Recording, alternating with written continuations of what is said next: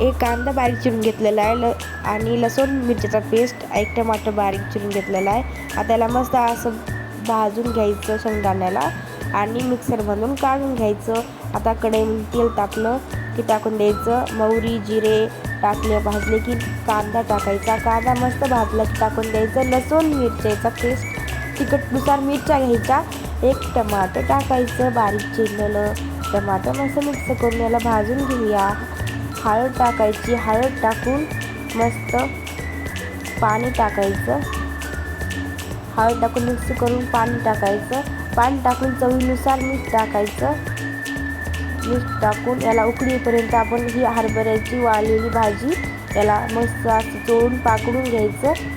आता हे शेंगदाण्याचं पीठ आहे याला टाकून देऊया. आता हे चुनपीठ याला मिक्स करून घेऊन याला आपण उकळीच्या पाण्यात टाकून देणार आहोत.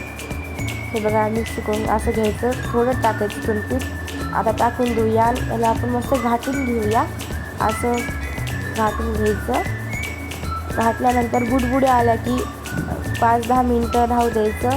बघा आपली भाजी झालेली आहे. Please like share and subscribe. झणझणीत